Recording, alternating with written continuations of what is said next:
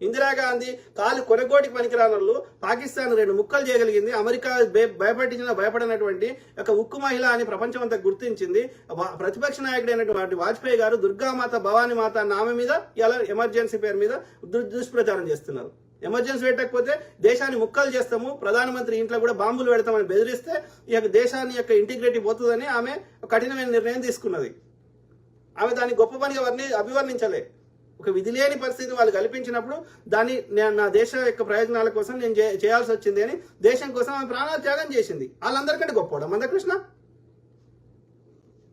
అట్లాంటి మహనీయుల మీదనే వాడు బురద వెళ్తున్నాడు. గాంధీ గారి మీదనే బురద వెళ్తున్నాడు. గాంధీ గారి కొనగోటికి సరిపోనాడు. గాంధీ గారిని చంపిన వాళ్ళకి ఇలా ఓటేయమని చెప్తే మా గుండె ఎంత ఇదవుతుంది? నీ వర్గీకరణ ఎంత? ఒక భారతదేశం స్వతంత్రం చేయడంలో, స్వయం పరిపాలన చేయడంలో ఆయన పిల్లలు ఏడున్నారో ఎవరికి తెలియదు, ఆయన ఏడు చదువుకున్నారో తెలియదు.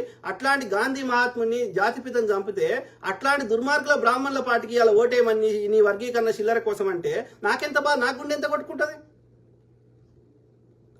మోడీ ఏం చేసిండని బీజేపీ కోటేయాలి? ఓ నాగార్జున సాగర్ లాంటి ప్రాజెక్టు కట్టిండా, ఒక శ్రీశైలము, ఒక ఎల్లంపల్లి, ఒక భీమా, కోయల్ సాగర్, నెట్టెంపాడు, ఒక బాక్రానంగల్ ప్రాజెక్టు, మహానది మీద కట్టినటువంటి హీరాకుడు ప్రాజెక్టు, అట్లాంటి ఒక్కటన్నా కట్టిండా బీజేపీ? వానికి ఎందుకు ఓటేయాలి? ఆడొక విగ్రహం పెట్టిండు, కాంగ్రెస్ నాయకుడి అయినటువంటి వల్లభాయ్ పటేల్ గారికి ఒక విగ్రహం పెట్టిండు.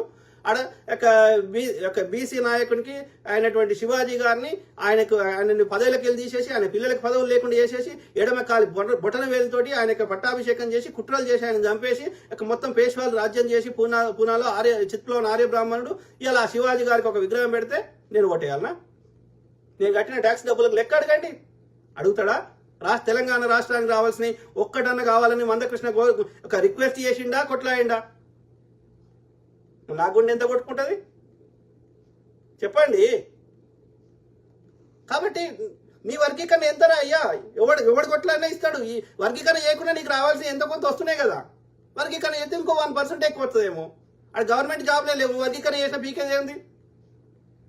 ఎక్కడ నీ బతుకులు ఏడ డిఫరెంట్ అయిపోయినాయి. ఇవాళ ఉన్నాం, ఇద్దరు మాలలు మంత్రులు ఉన్నారు, ఇద్దరు మాదిగోలు మంత్రులు ఉన్నారు. సమన్వయం పాటిస్తున్నాం కదా. బీజేపీలో ఒక్క మాదిగానే ఏడున్నాడు చెప్పండి. మరి ఈయన మద్దతు ఇస్తే మాదిగోళ్ళు, ఇప్పుడు బీజేపీలో మాదిగోళ్ళు మొత్తం ఉండాలి కదా. బీజేపీకి బ్రాహ్మణుడు అధ్యక్షుడు ఉండొద్దు, రామచంద్రరావు బ్రాహ్మణుడు ఉండొద్దు కదా. మందకృష్ణ మాదిగ కావాలి కదా బీజేపీ ప్రెసిడెంట్, లేకపోతే ఇంకో మాదిగైనా కావాలి కదా.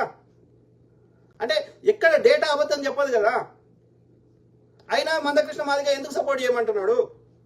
డెఫినెట్లీ ఈయన బ్యాంక్ అకౌంట్లు, ఈయన అకౌంట్లు అనేది ఇస్తే అన్ని తెలుస్తాయి. చెప్పు brother, Waghmare brother, be honest your self.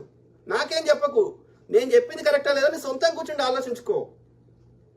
ఒకవేళ వర్గీకరణ కోసమే ఈయన మద్దతు ఇస్తే ఆ 1% అదనంగా ఏమవుతాయో ఏం బిగుతాయో. కేంద్రం అయితే గవర్నమెంట్ ఉద్యోగాలు లేవు. ఏమన్నా రాష్ట్రం ఇస్తే బీఆర్ఎస్ ఉన్నాడు, ఒక ఉద్యోగం ఇవ్వలే. కాంగ్రెస్ వాడు ఎన్నో కొన్ని ఇచ్చిండు.